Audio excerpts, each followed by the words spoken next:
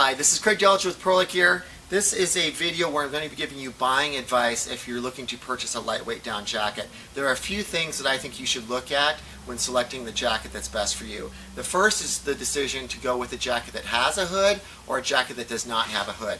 And where I kind of steer people is that they're going to be using the jacket primarily as an outer layer. Go with a jacket that has a hood.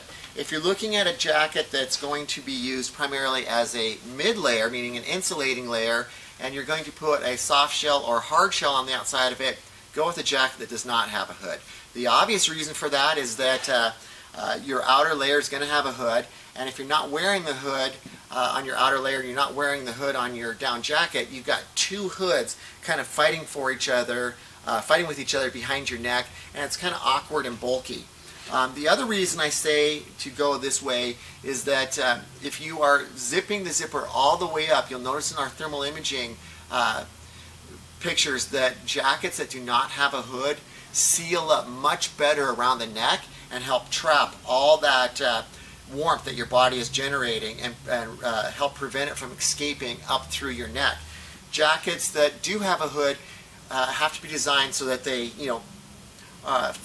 fit well when the hood is up, but when the hood is down, that leaves a gap around your neck, and a lot of the heat that your body is generating is escaping through there. So jackets that do not have a hood are more thermally efficient unless the jacket that has the hood, you're wearing it with the hood up. The last thing is that, of course, a hood adds weight. A jacket without a hood is going to weigh less, and if you're using it in a layering system like that where you're wearing a shell, you're most likely going to have something like a beanie or another type of hat that's going to be keeping your head warm.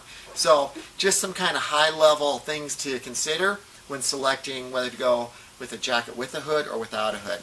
Another thing I'm going to talk about is whether you should get a stretch binding or an elastic hem or a draw cord hem, or like on this Montbell X-Light down jacket, whether it makes sense to save a small amount of weight and go without any sort of draw cord or elastic in the hem.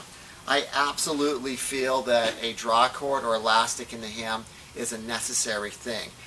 When we looked at our thermal imaging cameras and you could see the individual that was wearing the jacket moving around, jackets that did not have a draw cord or elastic to cinch up that waist, you could just see the heat escaping out the bottom of the jacket every time they moved.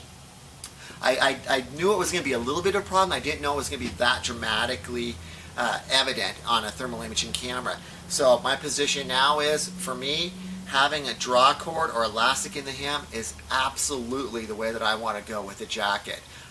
The weight savings of not having that just is not worth the performance penalty you pay by not having the ability to cinch that waist up and help trap the heat and the energy that your body is generating. Let's talk about Baffle Design real quick. That's a big question we get in the store.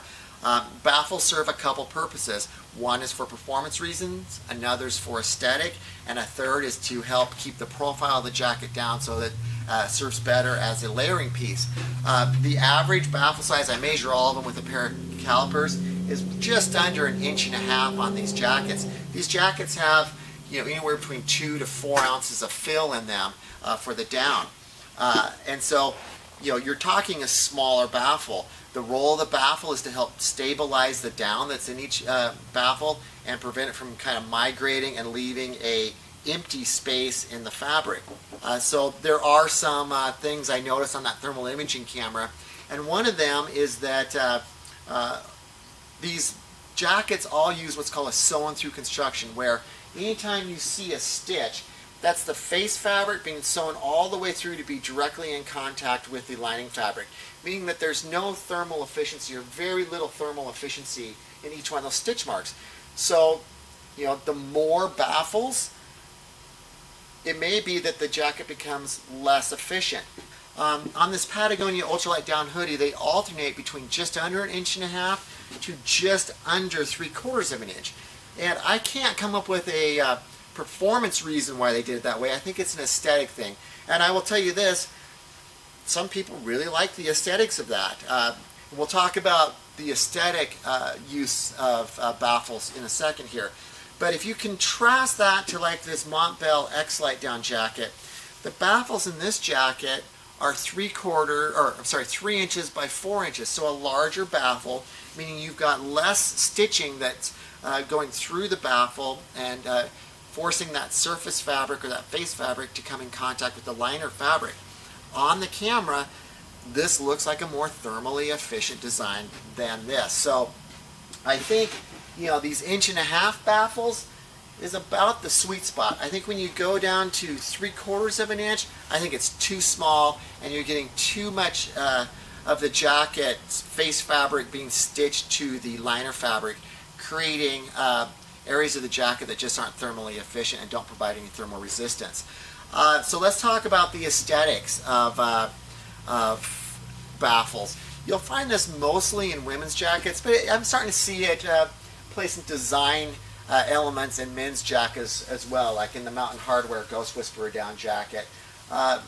They can give a slimming effect, and which women obviously find appealing, and just provide some visual interest. So just realize that baffles aren't always just about stabilizing the down and preventing it from migrating. They play an aesthetic role as well, and that can influence your purchase decision.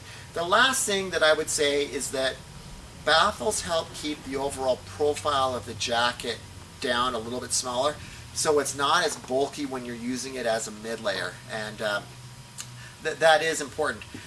You would think that a jacket like these Montbell jackets with the larger 3 inch by 4 inch square baffles, that perhaps maybe they don't compress as much. Actually, I find it just the opposite. I find they compress better than jackets that have a lot of these smaller baffles. There's just more room for them to get squished, for each baffle to get compressed, I guess. So that's what I would say about the baffles. As long as you're sticking around 1.5 inches between the stitches and the baffles in these lightweight jackets, I think you're okay. Lastly, let's talk about materials and construction. All the jackets that we tested are now using really good materials. I couldn't say the same thing, if you were to look back a couple years ago where, there were some jackets out there that just didn't have the real high-end materials. And they're all using high-quality down. And the Sierra Designs jackets have gone to a hydrophobic down called dry down, which makes them better in a high humidity or high moisture environment. When down gets wet, it loses its ability to loft or provide that springiness that creates the dead airspace in the baffles. There is something to be said about construction quality. I really pay a lot of attention to the construction quality, meaning the sewing and craftsmanship on each jacket. They've all gotten a lot better over the last 2 years, and I've checked all these out. The one I did find that got a little bit off, and I'm not going to throw Patagonia underneath the bus on this, because the jacket was all really good, except for in one area, whoever was sewing it got a little sloppy, and the baffles are not lining up. They're about 1/4 inch off just on this one area. It's a $350 jacket, and I think if you're going to pay $350 for a jacket, look at the construction and make sure that you didn't get kind of a subpar construction on it. They're all pretty good, but if you're in a store, take a look at how the baffles line up. Take a look at the quality of the stitches. If you purchase a jacket online, first thing you should do when you get it out, go over the jacket and kind of scrutinize it and make sure that everything is lined up. Most of these places all have really good return policies, and there's no reason to not return a jacket that does not have the quality of construction that you want for the amount of money that you paid for it. So that wraps up this buying advice video. I'm getting ready to start doing individual reviews on all these, and I'll also announce the jackets that I gave the Premier Performance Award to and the Best Value Award to, so stay tuned for that. As always, thank you so much for watching and sharing our videos, and thank you for subscribing to our channel. Stay tuned for future videos. Thanks.